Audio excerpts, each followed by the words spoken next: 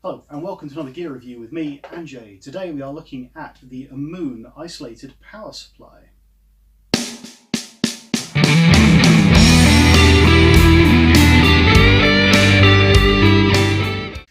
So, power supplies.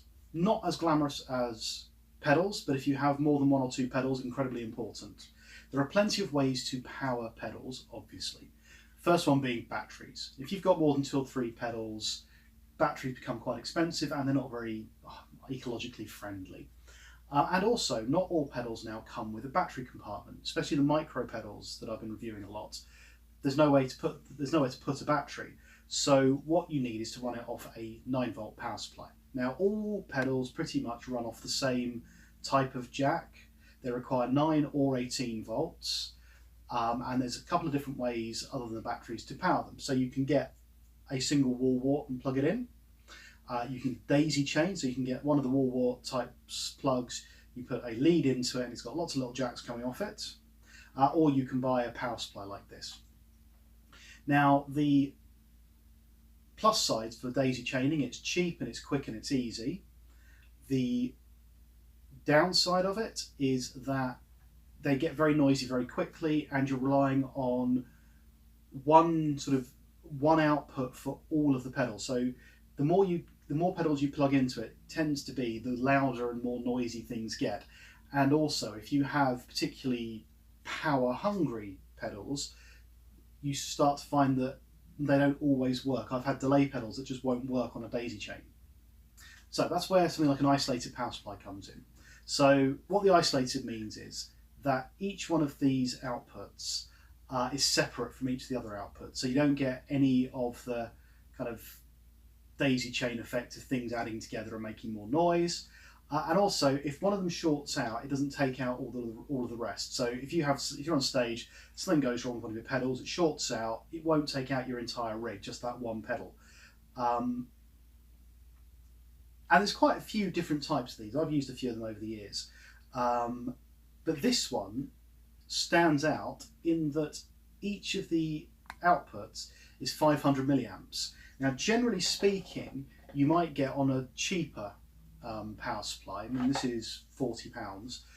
What you tend to get is a few hundred milliamps and then maybe two 500 milliamps.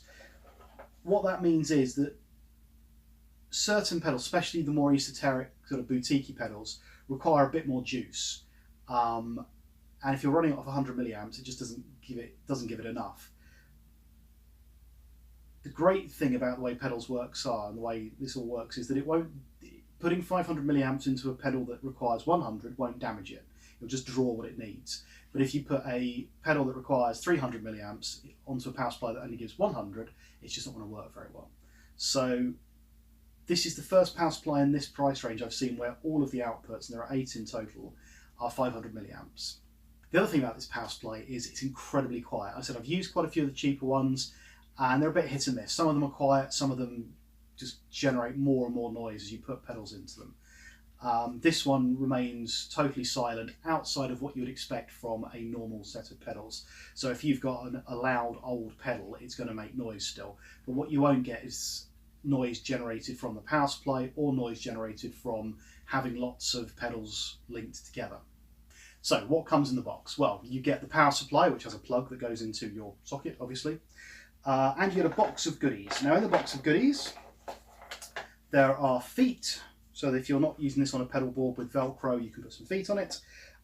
There are 8 of these leads. I have one unwrapped here. So right angle and straight. And also you have one of these, which is an 18 volt lead. So you plug one into there, one into there, 9 plus 9 equals 18.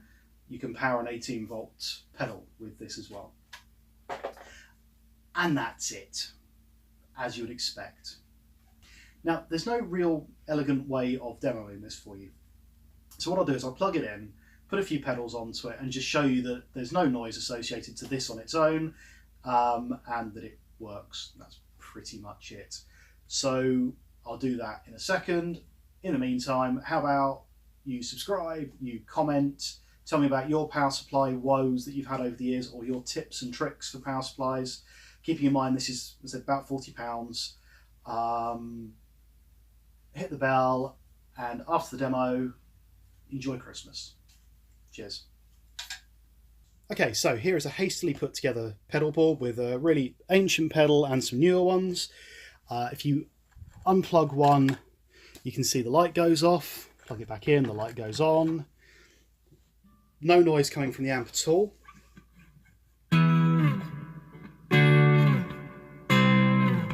Start turning stuff on.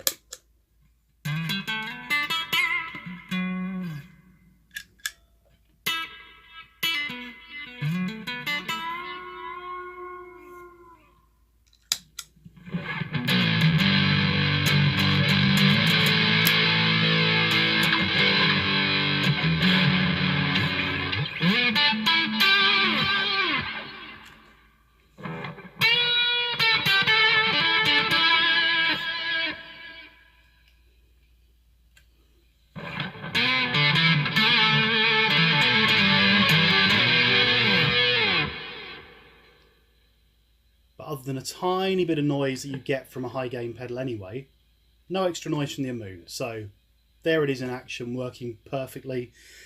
I have had up to 8 pedals working off without any issue at all, but I can't fit them all into camera shot. So yeah, there you go.